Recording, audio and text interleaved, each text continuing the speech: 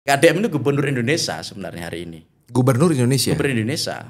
Karena popularitas KDM sudah melampaui teritori tanah Pasundan. Surplus algoritmik, defisit teknokratik gitu. Semakin ke sana, semakin muncul populisme ini. Model kepemimpinan populis. Nah, nanti yang teknokrat ini akan tenggelam. Kalau bicara popularitas, bahkan kita kemarin dapat info dari teman di lembaga survei yang tidak dipublikasi. Ini agak maju biar ini biar makin paten ya kan. Ini kawan-kawan harus tahu nih popularitas KDM ya kan. Itu sudah nomor 3 popularitas KDM secara nasional. Jadi ini ngeri-ngeri sedap. Nah, di DKI itu kalau kepleset jadi wapres. Jalan tegak jadi presiden. Sekarang sudah bergeser bukan di DKI lagi. Di Jawa Barat. Jadi poros politik Indonesia itu sekarang mengalami pergeseran dari DKI ke Jawa Barat. Ini bukan karena Persib menang ya?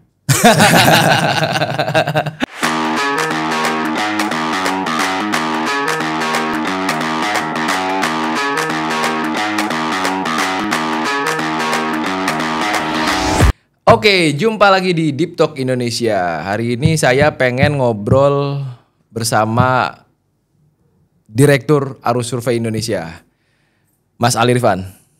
Sehat Mas? Sehat, alhamdulillah. Jadi Gus Arif. Kemarin itu banyak yang komen Mas. Iya. Kaku banget katanya. Tumben Mas Ali Rifan. Orang kemarin serius banget ya kan? Kita ngomongin Vietnam, kita ngomongin China dan lain-lain. Sekarang masuk ke geopolitik. Betul. Jadi sekarang kita pengen ngomong tentang yang lucu-lucu ya Mas. Domestik lah ya. Domestik. Jadi ya minggu lalu lah, 2 minggu yang lalu Tempo itu meluncurkan ini Mas, video bocor halus. Yang kedua juga mencetak majalah, tentuan Tempo kan di situ tuh Mas. Iya. Ada judul yang menarik di sana Mas. Saya baca, takutnya saya salah kan. Habis Mulyono terbitlah Mulyadi. Jadi saya pengen ngobrol tentang gubernur konten.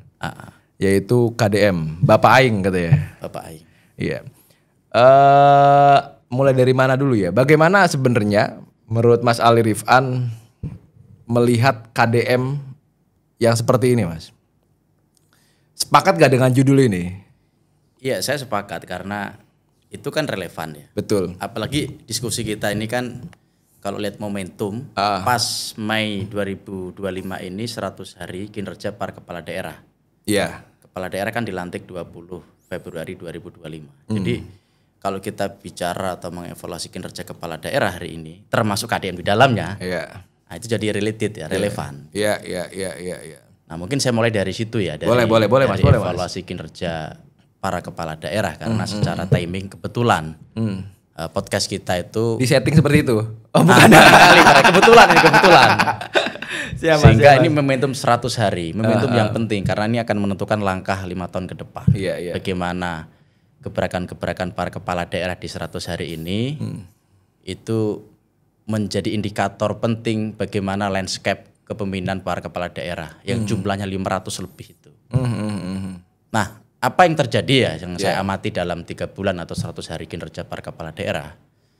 Yang terjadi yang saya amati hari ini itu semacam terjadi gaya kepemimpinan yang polanya algoritmik, yaitu satu model gaya kepemimpinan yang mengikuti langgam algoritma media sosial dan platform digital. Gitu. Jadi kalau istilah saya surplus algoritmik, defisit teknokratik. Gitu. Semakin ke sana, semakin muncul populisme ini, model kepemimpinan populis. Nah, nanti yang teknokrat ini akan tenggelam. Nah sekarang ini kan para kepala daerah berlomba-lomba ke sana. Betul.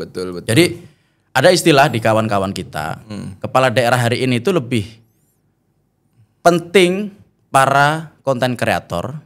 Ya, jadi kalau mereka hari ini itu bukan cari staf ahli, staf ahli oke, tapi yang paling penting bukan staf ahli bidang ekonomi, bidang politik, tapi mereka adalah fotografer, kameramen, konten kreator.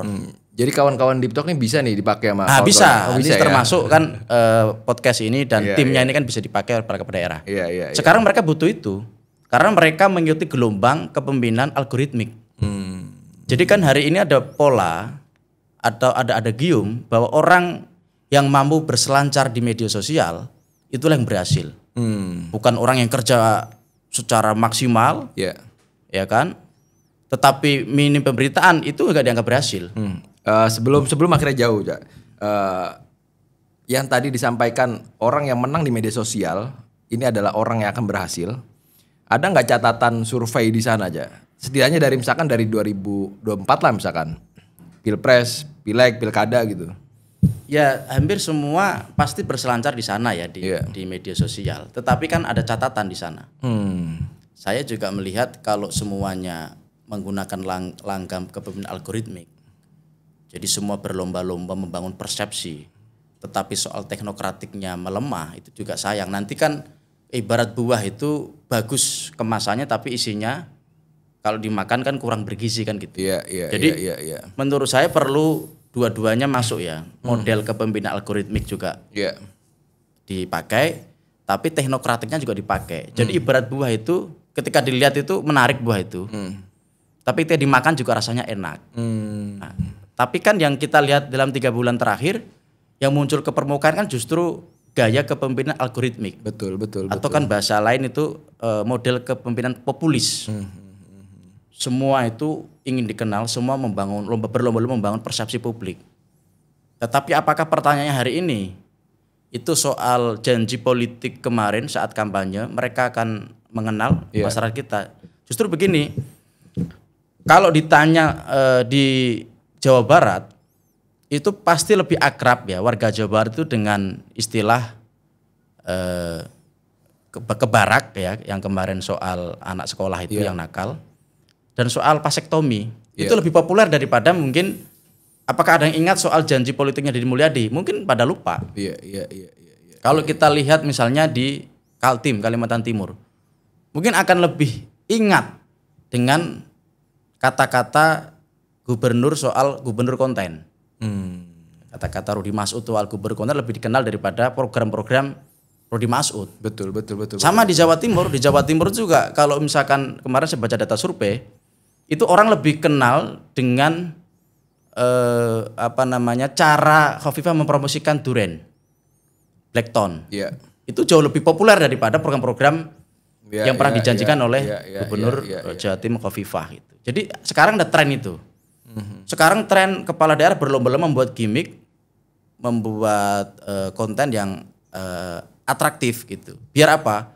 Biar segera dikenal dan ini untuk modal ke jenjang berikutnya. Sehingga di pilkada berikutnya dia lebih murah kan gitu karena sudah populer. Sebenarnya kan nggak menjadi kesalahan aja ketika gubernur ini fokusnya di konten gitu. Dalam arti gini. Ada media sosial hari ini kan bisa menjadikan keterbukaan informasi terhadap publik apapun isunya ya contoh misalkan kita kerucutkan ada Jawa Barat tadi misalkan atau misalkan Jawa Timur tentu punya gaya masing-masing meskipun memang kalau kita ngeliat media sosial Jawa Barat ini KDM ini lebih powerful di media bahkan misalkan Tempo juga mencatat ada 4 kameramen yang sudah standby ketika Kang Deddy di mana-mana gitu. Apa sebenarnya perlu begitu-begitu aja? Perlu. Jadi memang model kepemimpinan algoritma yang ngikuti algoritma, ngikuti pasar media sosial seperti apa diikuti itu perlu. Tetapi perlu diimbangi dengan pendekatan-pendekatan teknokratik. Jadi antara algoritmik dan teknokratik itu harus menyatu. Jadi kalau buah tadi bungkusnya bagus, dimakan juga enak. Ada nggak yang begitu? Setidaknya melalui pengamatan mungkin arus survei Indonesia. Kemudian ada juga di Jawa Timur Bu Khofifah, ada juga di DKI Jakarta Pramono Anung itu mungkin menuju ke sana ya. Jadi selain mereka bangun pencitraan tapi juga secara isi juga ada gitu. Substansinya ada. Iya. Jadi jangan sampai hanya bungkusnya yang bagus tetapi substansinya nggak ada gitu. Kalau KDM ini memang menarik ya, ini masuk ke KDM. Oh, masuk ke KDM ya. Karena kalau bicara KDM, KDM itu gubernur Indonesia sebenarnya hari ini. Gubernur Indonesia. Karena popularitas KDM sudah melampaui teritori Tanah Pasundan. Jadi KDM ini kalau bicara popularitas, bahkan kita kemarin dapat info dari teman di lembaga survei yang tidak dipublikasi. Ini agak maju biar ini aja, biar makin paten ya kan. Ini kawan-kawan harus tahu nih popularitas KDM ya kan. Itu sudah nomor 3 popularitas KDM secara nasional. Jadi ini ngeri-ngeri sedap. Ini baru 3 bulan. Baru 3 bulan menjabat. Yang pertama? Yang pertama siapa? Yang pertama Pak Prabowo. Yang kedua? Yang kedua Anies Baswedan. Yang ketiga baru KDM. Bahkan bukan wapres hari ini ya? Bukan wapres hari ini. Itu satu survei. Nanti kita cek data-data survei yang lain. Kita juga kalau ada modal nanti kita coba mau cek sendiri kan. Iya. Jadi ini luar biasa menurut saya ya. Jadi makanya banyak orang kemudian yang hari ini sudah ancang-ancang ke 2029 itu harus hati-hati dengan popularitas KDM. Ini baru 3 bulan dan baru akhirnya 3 bulan. Artinya kan gini, KDM ini kan melampaui ada AHY, ada Gibran, ada Caimin, bahkan yang kemarin nyapres loh ya. Kalau Mas Anies masih oke lah gitu. Mahfud, ada Ganjar, itu melampaui itu semua dengan kerja-kerja 3 bulan. Apa yang akhirnya gini, kita pengen menguliti ya. Kita kan pernah punya presiden yang seperti KDM. Ya, waktu di Jakarta kita pasti tahu begitu spektakuler Pak Jokowi turun ke gorong-gorong untuk akhirnya agar dianggap merakyat lah kira-kira seperti itu, sampai akhirnya jadi presiden. Apa cara ini masih relevan untuk menggayat, dalam arti menggayat pemilih, menggayat masyarakat dengan catatan Pak Jokowi di akhir ya maksudku. Ya, makanya kan salah satu tajuk Tempo kan mengatakan habis Mulyono terbitlah Mulyadi. Iya. Ini memang kemunculannya agak mirip. Ini kan button up dari bawah. Dari bawah ini. Dengan pola yang sama-sama unik gitu. Tapi bagi saya sebagai analis politik itu saya membaca antara Jokowi dan KDM itu berbeda. Apa bedanya? Perbedaan pertama itu misalnya ya, kalau Jokowi itu lebih irit bicara. Kalau pendekatan dalam ilmu komunikasi itu dia pakai pendekatan political PR. Political PR. Jokowi irit bicara tapi orang lain yang membicarakan Jokowi. Tapi kalau KDM ini political advertorial. Dia berbicara sendiri. Dia langsung berbicara dengan masyarakat, berbicara juga banyak dan tegas, spontanitas. Berbeda dengan Jokowi yang irit bicara. Tapi memang keduanya muncul dari bawah. Dua-duanya mampu identikan diri dengan posisi wong desa lah ya. Iya. KDM Jokowi bicara ya. Sangat Jawa banget ya. Makanya ada tagline Jokowi adalah kita. Nah, KDM itu juga memposisikan diri sebagai orang kampung banget, Sunda pisan bahasanya gitu. Iya. Nah, tapi yang berbeda adalah KDM ini memang sangat algoritmik bahasa saya. Sangat mengikuti algoritma media sosial. Kan kalau algoritma media sosial itu kan atraktif. Nah, beliau ini atraktif. Makanya beliau punya 3 ciri. Ciri pertama itu kan dari aspek komunikasi atau aspek personal beliau itu kan ada heroisme di sana. Kemudian ada keunikan. Kemudian juga ada atraktifnya. Ini kan mirip pola video di TikTok. Iya benar. Dan satu lagi ada jenakanya gitu. Iya, semua orang ditakut-takutin karena nggak mau makan ya kan sama KDM ya kan. Awas, ayo nanti Pak Gubernur datang ya kan gitu-gitu ya. Iya, jadi dia tak paham betul algoritma media sosial dan dia masuk di sana. Iya. Dia sukses di dalam bagaimana berselancar di media sosial sehingga ketika Gubernur Kaltim menyebut gubernur konten itu relevan. Dia memang gubernur konten dan faktanya kan bisa menghemat biaya humas dari Pemprov Jabar yang 50 miliar jadi 3 miliar kan itu kan salah satu yang positif dari KDM gitu. Apa sebenarnya ini aja? Apa sebenarnya kekuatan yang KDM punya dalam arti gini? Ridwan Kamil ini kan populer banget ya. Siapa yang nggak tahu Ridwan Kamil? Padahal 5 tahun di Jawa Barat sampai akhirnya dicalonkan di DKI ini kan luar biasa.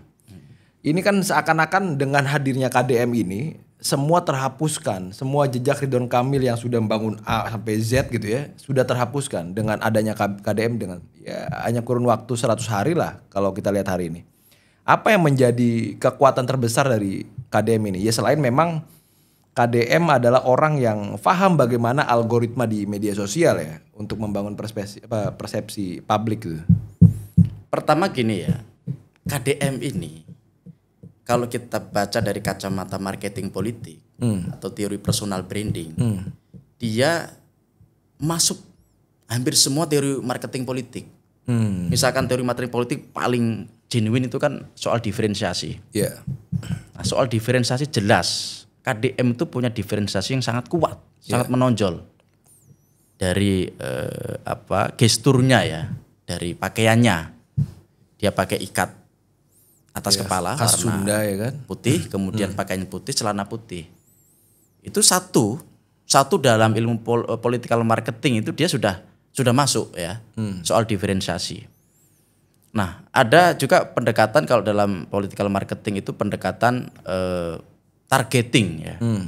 Nah, targetingnya apa? Target audience. Dia mampu berbicara dengan bahasa audiens. Kalau kita perhatikan di video-video yang viral, dia kan berdialog langsung dengan warga.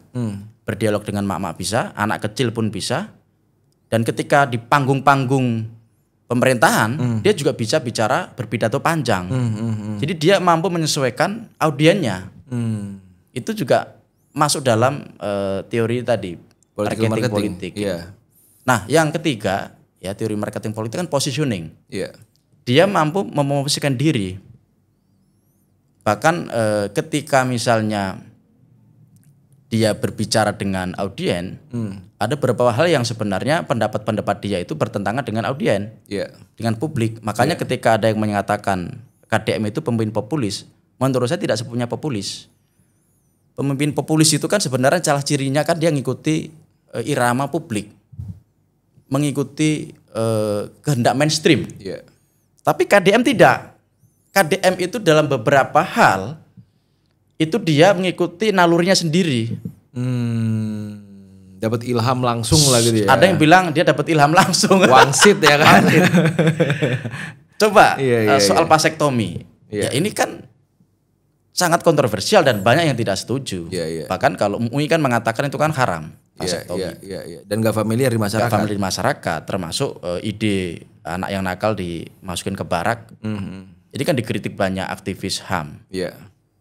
Jadi beberapa hal itu dia sebenarnya bukan kategori pemimpin populis. Kalau saya membacanya dia pemimpin algoritmik gitu. Tapi kalau misalkan Mas Ali sendiri misalkan, ini kan KDM dengan populisnya, dengan survei yang oke banget kan, bukan hanya menjadi ancaman untuk lawan partai lain ya. Tentunya buat Pak Presiden, Pak Prabowo sendiri. Ya kita tahu hari ini KDM bukan lagi Golkar Mas. Golkar mungkin sangat menyesal kehilangan sosok KDM ya kan. KDM ini kan Gerindra Mas. Dan nampaknya nggak mungkin ketika Gerindra akan nyalon presiden dan wakil presiden gitu. Tapi kalau dalam politik ya, karena politik itu seni kemungkinan, tidak ada yang mungkin. Tidak ada yang tidak mungkin di dalam politik. Bisa jadi Gerindra dan Gerindra. Politik kan seni kemungkinan. Dulu Prabowo sama Sandi, sama-sama Gerindra. Oh iya ya.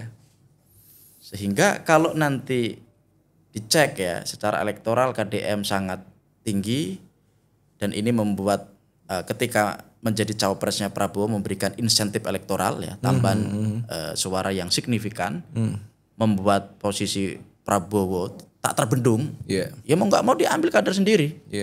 Bukan lagi anaknya Pak Jokowi ya. Ya itu lihat perkembangan ya. Agak sensitif soalnya. Karena yang ngantri untuk cawapres bahkan nantang Prabowo juga banyak hari ini kan. Karena masih 4 tahun lagi. Iya. Cuman ada juga kelemahan karena KDM ini atraktif, pendekatannya adalah political advertorial, dia bicara sendiri. Nah, banyak kata-kata dia yang kemudian kadang nggak sesuai dengan kehendak publik ya kontroversi gitu ya kira-kira. Itu kita khawatir nanti ada di titik tertentu ada momentum dia ke Solo lidah gitu. Yang itu kemudian ada titik balik. Kita khawatir saja karena kan timingnya kan masih 4 tahun, 4 tahun lagi. Dalam 4 tahun ini kan dinamika politik masih sangat cair gitu. Betul. Beberapa lawan politik jangan-jangan kan sudah mulai mengeker kan, pakai sniper kan, intip kan gitu. Ini kan semacam common enemy dia kan, musuh bersama kan gitu. Dalam konteks pertarungan elektoral nasional kan begitu. Orang yang sudah nyicil dari jauh-jauh hari untuk mendampingi Prabowo sebagai cawapres gitu misalnya, atau pengen nantang Prabowo gara-gara KDM nanti terganggu kan begitu. Iya. Dan ada kemungkinan nggak ya kalau misalnya akhirnya KDM tuh demi mencalonkan sebagai presiden akhirnya pindah partai gitu, Mas? Ya tadi saya sampaikan politik itu seni kemungkinan. Setiap kemungkinan bisa saja terjadi. Misalkan nanti ada gesekan, ada beberapa hal yang prinsipil ya. KDM dengan Prabowo tidak cocok misalnya, kemudian KDM harus pindah partai, itu bisa terjadi. Dan itu sah aja di dalam politik. Ya secara etika memang harusnya tetap ya. Tapi kan kita politik ini kan bukan soal etika, politik soal menang kalah. Bahkan lebih sadis lagi, politik bukan benar dan salah, tapi menang dan kalah. Iya. Itu politik kan gitu. Itu pelajaran 2024 lah kan kita. Apalagi di era post-truth Pak, pasca kebenaran. Sekarang itu kebenaran ini sudah agak berubah polanya. Kebenaran adalah sesuatu yang diulang-ulang. Misalkan sesuatu yang sebenarnya tidak benar ya, sesuatu yang salah, tapi kalau itu terus-menerus dipersepsikan benar, dia bisa menjadi kebenaran kan begitu. Iya. Bahkan ini ada yang bilang kalau kata Gus Huda nih kan temannya Mas Ali nih, dia bilang kebenaran tuh nggak ada katanya. Jadi kebenaran adalah ketidakbenaran. Itu kata Gus Huda Mas, bukan kata saya Mas. Kita kembali Mas yang agak serius Mas. Saya udah serius dari tadi nih. Lu kurang serius lagi nih. Agak mendalam lagi. Mendalam ya. Ini dalam konteks populis. Mas Ali ini kan selain akhirnya menjadi direktur lembaga survei, Mas Ali juga kan dosen di salah satu kampus di UIN Jakarta. Saya coba pengen Mas Ali memotret apa sih sebenarnya bahayanya pemimpin yang populis, Mas? Kalau misalkan Tempo kan menjelaskan bahwa orang yang populis itu nggak banyak mikir, langsung eksekusi. Urusan belakangan ya urusan lain gitu. Ya sebenarnya plus dan minus ya. Tetapi juga ada istilahnya itu kalau surplus populisme itu kecenderungannya akan defisit teknokratisme gitu. Itu yang kita khawatirkan. Dia akan terjebak pada populisme itu.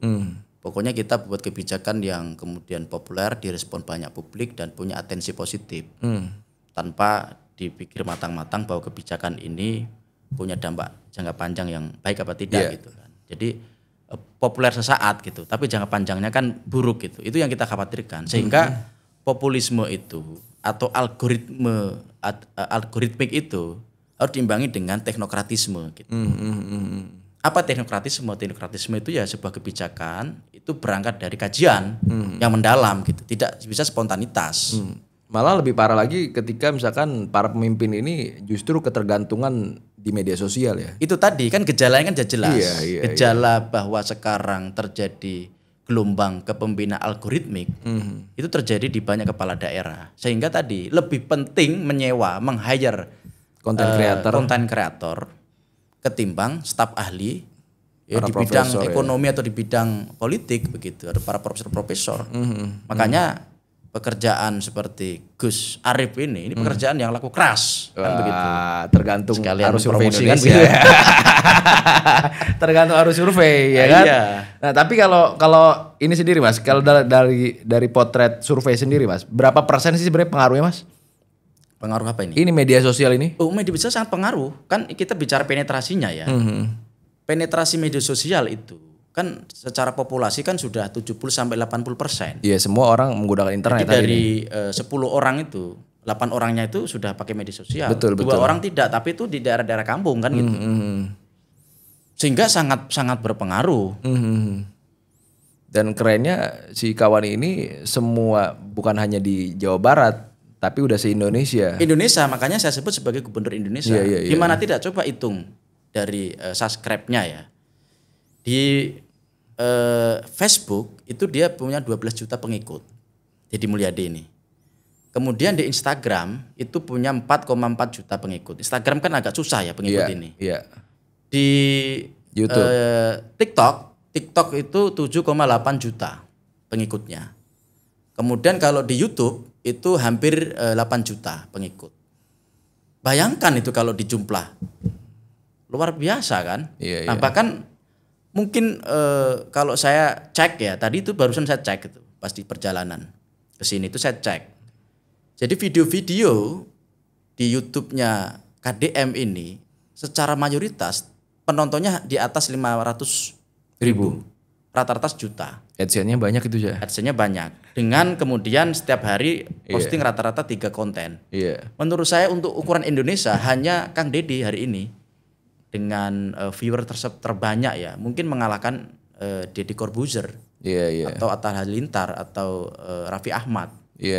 Karena dia ngupload video itu sehari 3 kali dan itu Kang Deddy nih. Kang Deddy penontonnya selalu di atas 500.000.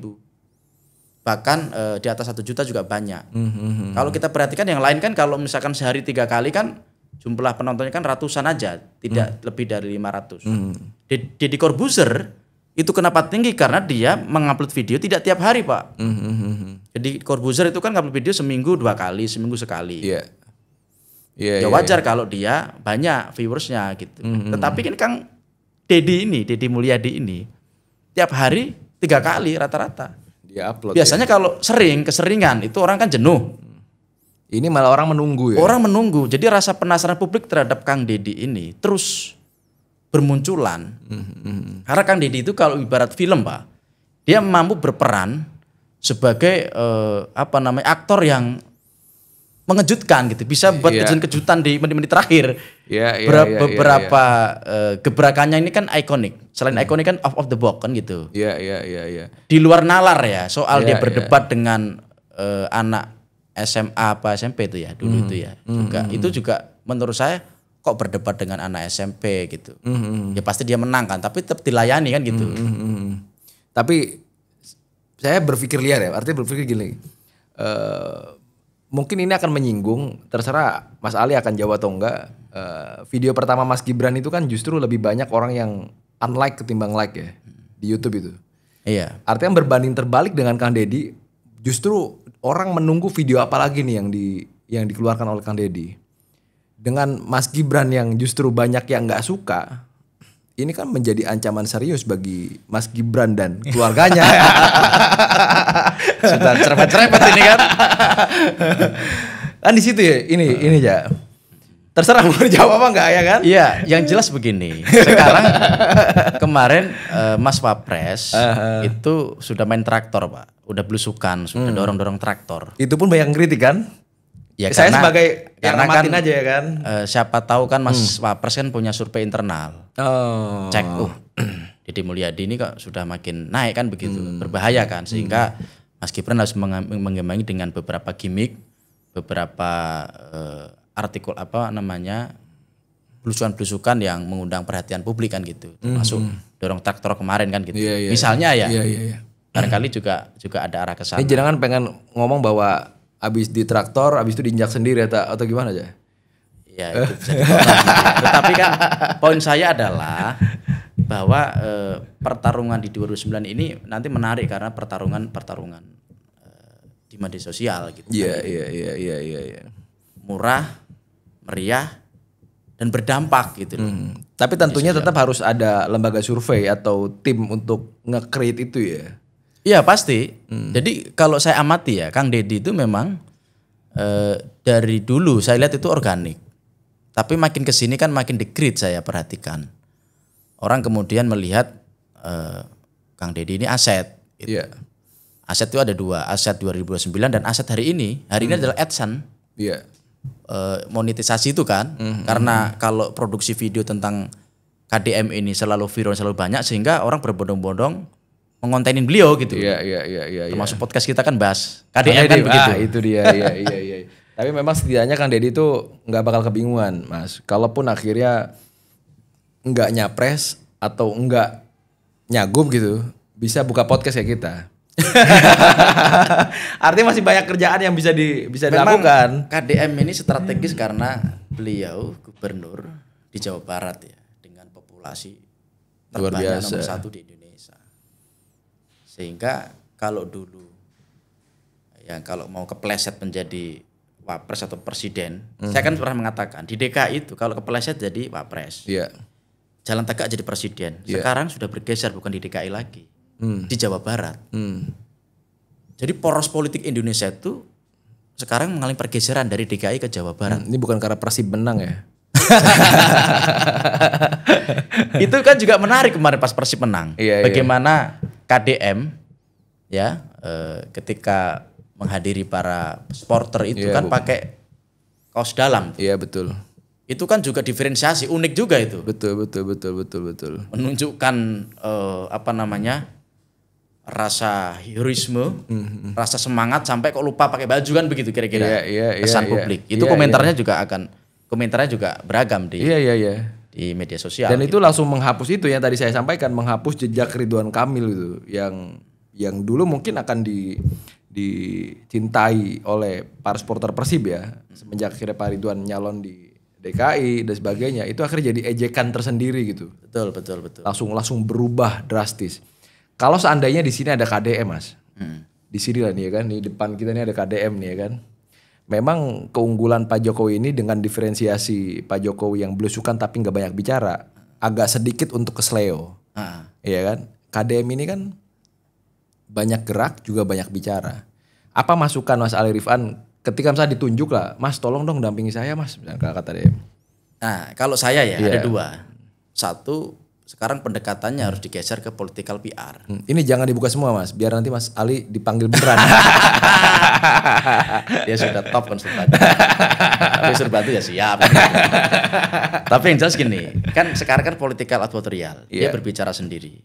Dia melakukan atraksi sendiri. Nah, sudah cukup sebenarnya materi-materi, konten-konten beliau, legacy beliau dalam 3 bulan ini untuk dikomentari orang. Sehingga harus bergeser ke political PR. Orang yang sekarang mengomentari dia. Kalau di zaman Jokowi kan dari awal tuh pendekatannya adalah political PR. Lebih banyak orang yang membicarakan dia daripada dia yang berbicara diri sendiri atau dia bicara monolog atau dia merespon isu yang sangat keras begitu. Satu. Yang kedua, kalau dia mau masuk di gelanggang nasional, bahasanya juga harus sudah mulai dirubah. Ini kan sangat Sunda banget ini. Sementara kalau nasional kan tidak banyak yang bisa bahasa Sunda. Bahkan bukan luar Jawa, di Jawa sendiri itu kan ceruknya kan besar. Kan ceruknya kalau di Pulau Jawa ini kan Jawa dulu baru Sunda kan. Nah, KDM harus masuk ya, menguasai Jawa dulu. Sehingga bahasa-bahasa lokal ya, bahasa-bahasa Sunda harus mulai dikurangi, lebih banyak bahasa-bahasa Indonesia. Nah, kalau dikuasai Jawa nanti setelah Jawa Sumatera. Saya nggak tahu apakah KDM sudah sadar soal itu atau belum gitu. Kalau misalkan dia sudah sadar, kalau dia trayeknya adalah 2029, harus sudah mulai pakai bahasa-bahasa non lokal gitu.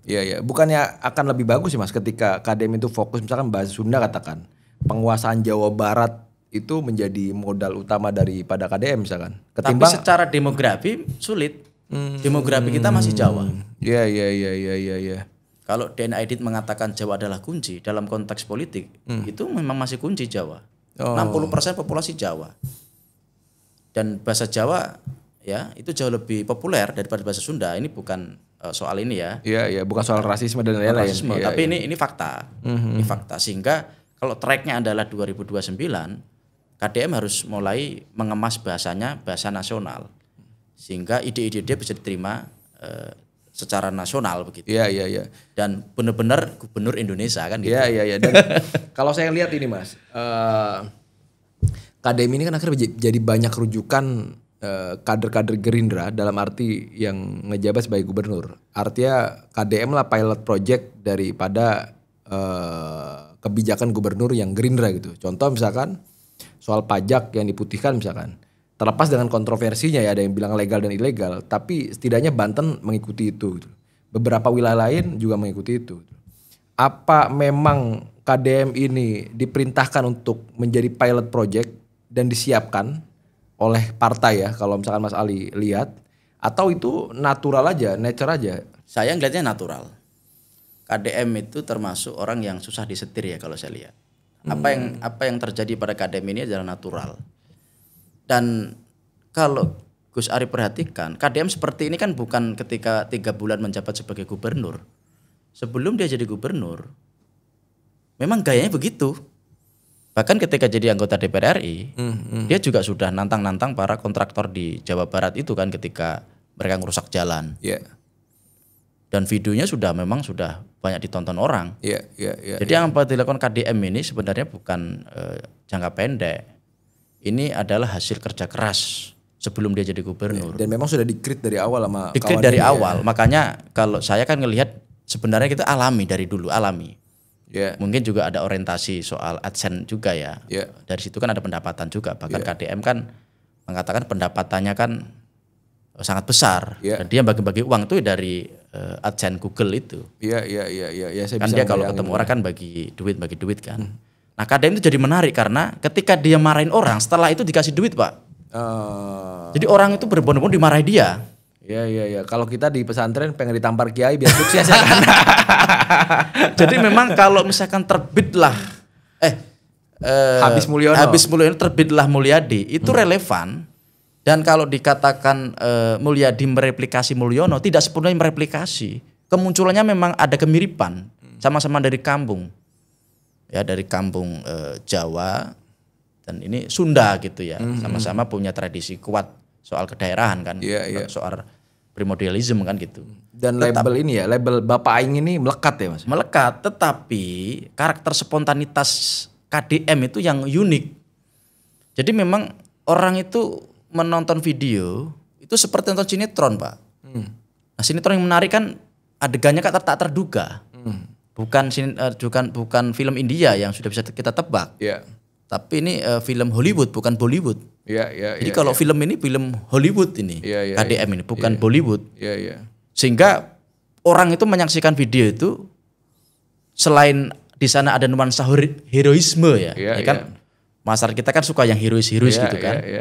Ada jenakanya Pak, ada lucunya juga gitu. Dan ini kan karakternya kan mirip TikTok, atraktif. Betul. Dan trennya memang atraktif. Dan ini menjadi inspirasi para kepala daerah yang lain kan begitu. Kalau akhirnya harus ngejar kan susah ini, Pak. Oh tak terbendung. Hari ini memang kalau gubernur atau kepala daerah di Indonesia popularitasnya nomor satu. Tak tertandingi. Maka gini pertanyaannya. Kalau gubernur ya, makanya kalau tadi kan untuk konteks nasional aja kan nomor 3. Gubernur nomor wahid Pak. Iya. Maka gini, kita tidak menutup kemungkinan bahwa ternyata Mas Pram itu pengen nyalon. Khofifah pengen nyalon. Atau gubernur-gubernur lain pengen nyalon sebagai wapres atau presiden menantang Pak Prabowo misalkan.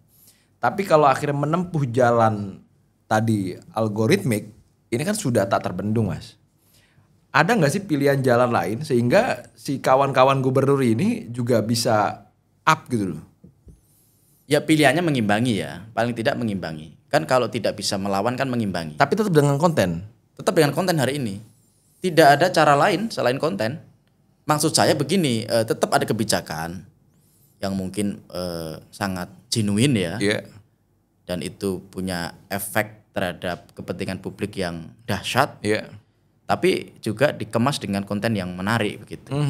Kalau kebijakan kemudian sebagus apapun, kalau hari ini tidak dikemas dengan konten yang menarik, tidak di-create persepsi publiknya, ya tidak bisa diunduh efek popularitasnya, apalagi ke elektabilitas. Karena kan besi elektoral kan 3, populer dulu ya, disukai, kemudian baru dipilih kan gitu. Popularitas, akseptabilitas, elektabilitas. Iya.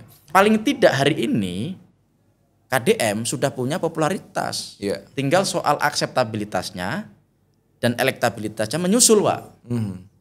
Padahal satu tas ini sudah dapat dia. Iya. Isi tas juga dapat kayak Mas. Isi tas akan mengikuti. Ketika 3 tas tadi, popularitas, akseptabilitas, elektabilitas. Oke. Isi tas akan menyusul. Nah, kan itu dia ya. Berarti gini, kesimpulannya adalah nggak bisa gubernur lain itu justru menjatuhkan KDM ya. Mereplikasi boleh, tapi justru kalau misalkan menjatuhkan akan ditolak sama publik. Ini kan gelombang besar.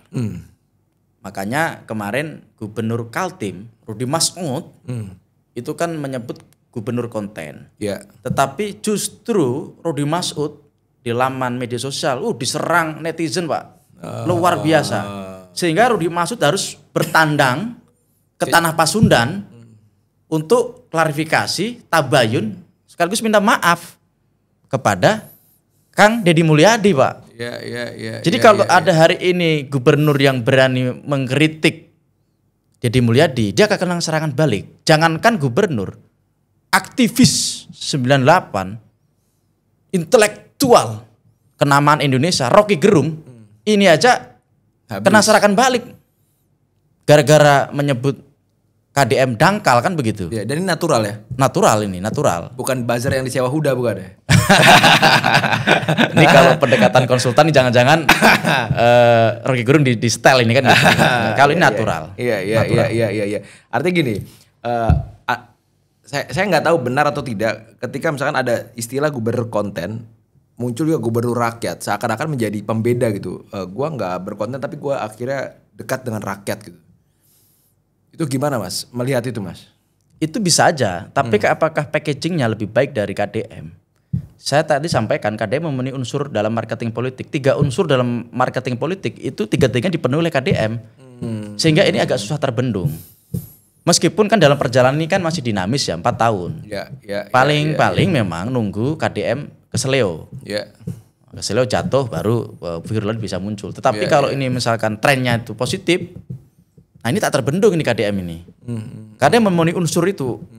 Unsur spontanitasnya itu sangat unik menurut saya. Jadi kalau film ini drama yang tidak selesai-selesai. Sangat suka mak-mak dengan dramanya KDM ini. Drama Cina ya ketergantungan.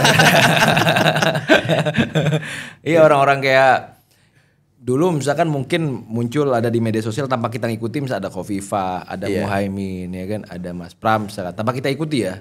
Hari ini hampir kita disesaki foto-foto KDM, video-video KDM yang justru di download dan diupload ulang banyak banget oleh orang gitu. Ya karena jenakanya tadi gitu. Ini yang menjadi menarik menurutku dari sosok KDM ya. Iya, karena dia punya logikanya sendiri. Iya. Yang menarik yang menurut saya berbeda juga selain tampilan adalah soal pendekatan. Pendekatan spontanitas dia itu kokoh. Jadi ketika dia memutuskan sesuatu, ya dipertahankan meskipun nggak populer. Ini kan agak jarang nih model begini. Biasanya kan menghindari yang begitu-begitu. Beberapa pemimpin kita kan ketika ini sudah responnya negatif, nah, dia kemudian klarifikasi dan dia mencabut ucapan itu. KDM tidak, maju terus. Itu yang kemudian dia masuk kategori juga strong leadership. Punya karakter kepemimpinan yang kuat. Makanya ini orang Sunda, tapi gayanya gaya Sumatera gitu. Ada orang bilang begitu. Si KDM ini? Si KDM. Ini kan orang Sunda kan kalem. Tapi lihat saja itu kalau lagi marah-marah itu sudah gaya Sumatera. Keras.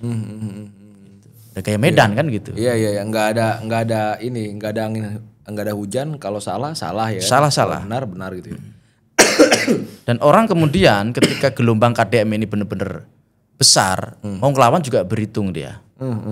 Karena ini ngelawan gelombang besar. Dan celakanya bagi saya sosok KDM ini ya karena kontroversinya ya, meskipun akan mempertahankan Mas. Ini kan kemarin misalkan belum lama PDI Perjuangan semua walk out Mas. DPRD ya. Karena dianggap tidak menghargai. KDM ini tidak menghargai anggota dewan. Ya karena kebijakannya ya tadi menurut saya ini A ya udah harus jalan A, menurut saya B gitu. Ini nggak bagus juga sebenarnya buat tatanan politik dan demokrasi di negara kita Mas. Seakan-akan kayak otoriter lah gitu. Dan menganggap wah ini KDM ini karena Gerindra kok seakan-akan ada barak tadi misalkan. Kayak TNI banget. Gayanya kok begitu gitu. Berita-berita miring juga tetap ada gitu Mas. Iya, itu yang saya sebut tadi, dia tetap punya catatan ya. Apa yang dilakukan ini sebagian mengapresiasi, sebagian juga mengkritik. Termasuk karakter-karakter yang kemudian tidak mau mendengarkan. memang ada kesan ya ketika kita perhatikan itu ada kesan dia itu ya ketika buat keputusan ya sesuai dengan alurnya dia.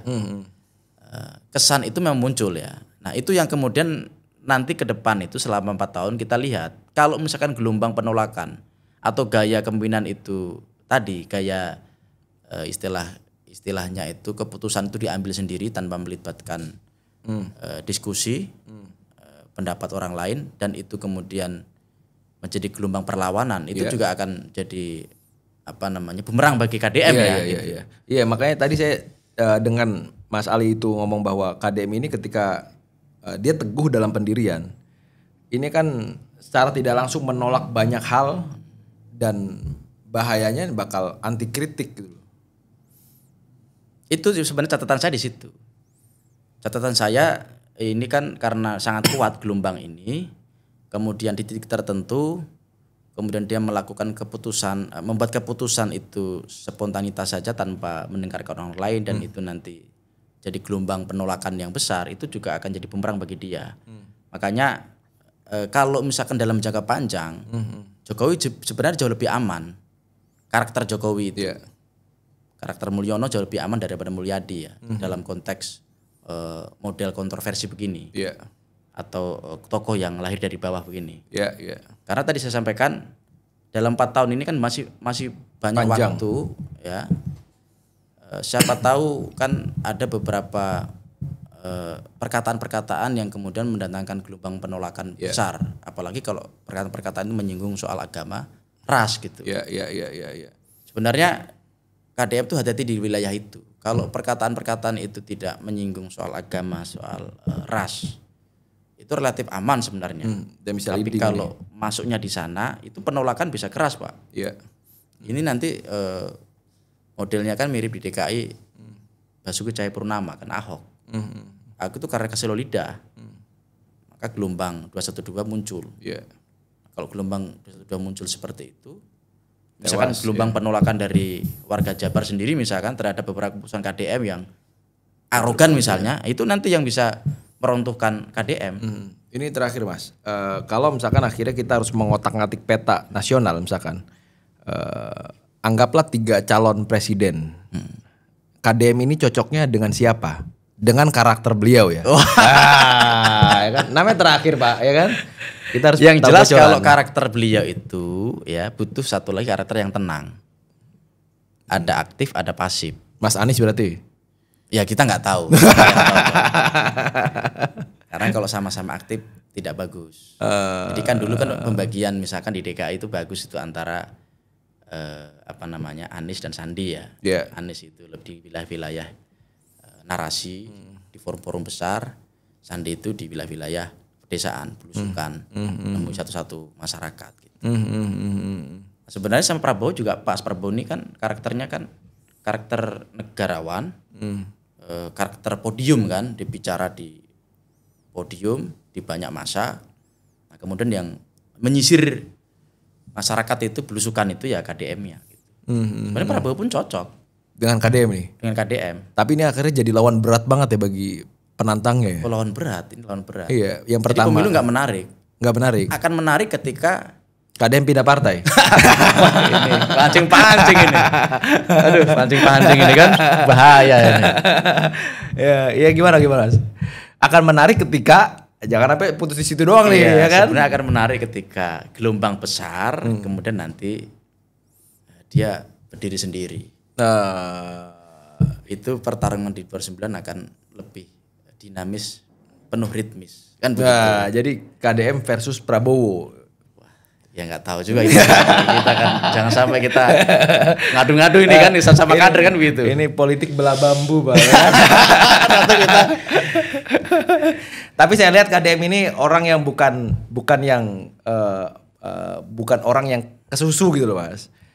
Ada saatnya pasti dia akan menempuh ke sana. Dia menikmati pekerjaan ini. Ya, dia menikmati prosesnya. Menikmati proses karena di situ gak menguntungkan ya. Menguntungkan dari aspek posisi dia sebagai gubernur, menguntungkan ya urusan lain juga dari aspek monetisasi tadi, AdSense Google kan gitu. Iya. Jadi dia ini untung dua-duanya, Pak. Sehingga semua orang kan pengen meniru itu. Semua kepala daerah ini kan rata-rata pengen meniru seperti KDM. Dia bisa mempromosikan kebijakannya lewat kontennya itu, tapi di sisi lain dia juga dapat pendapatan dari konten itu. Iya, yang dia bisa bagikan ke masyarakat ya. Bahkan bisa menghemat biaya sosialisasi, ya kehumasan Pemprov Jabar sampai 50 miliar kan begitu. Iya. Jadi memang sangat positif, sehingga bagi dia urusan presiden, urusan wapres ya, urusan capres, urusan cawapres, urusan nomor sekian menurutku. Menurutku KDM ini sekarang fokus dengan Jawa Barat. Soal kemana ke depan itu dia sepertinya menunggu takdir menjemput. Sepertinya ya dugaan saya. Nggak maksa MK lah gitu ya minimal ya. Agak mengarah ke 2029 itu masih belum kuat ininya, masih belum terlihat ya, belum kuat, belum terlihat. Ketika belum terlihat berarti kan dia belum menghendaki ke sana. Mungkin secara real memang ini secara tulus dia ingin bekerja dulu. Soal itu dia akan menunggu panggilan takdir menjemput begitu. Takdir sejarah seperti apa? Ya ini takdir menjemput tuh sekarang kayak meninggal gitu ya. Takdir sejarah. Iya. Oke Mas, makasih Mas atas waktu dan kesempatan. Setidaknya obrolan ini kita nggak terlalu kaku ya kan? Iya. Itu dia. Tapi poinnya adalah ini penting bagi saya bahwa KDM adalah sosok yang bisa dipertimbangkan oleh banyak partai. Bukan hanya Gerindra, tapi satu sisi juga jadi tantangan untuk Gerindra. Bagaimana akhirnya KDM ini tetap dipertahankan di rumah ini, rumah barunya KDM dibuat nyaman. Jangan sampai akhirnya singa ini malah makan majikan ya kan? Iya. Sekali lagi makasih Mas atas waktu dan kesempatannya. Terima kasih Gus Arif. Jadi teman-teman, berikut tadi obrolan kita dan tim Deep Talk dengan Mas Ali Rifan. Oh ya, jadi gini, nanti kayaknya perlu Mas, ini jangan dipotong ya, kayak perlu nih untuk Deep Talk ini setiap bulan manggil Mas Ali Rifan. Jadi kita bertanya soal solusi politik demokrasi di Indonesia. Ini kita harus minta jadwal ke Mas Huda atau ke Mas Ali Rifan nih. Gampang. Oke, teman-teman semua, jangan lupa like, komen, dan share, dan nantikan video selanjutnya. Salam.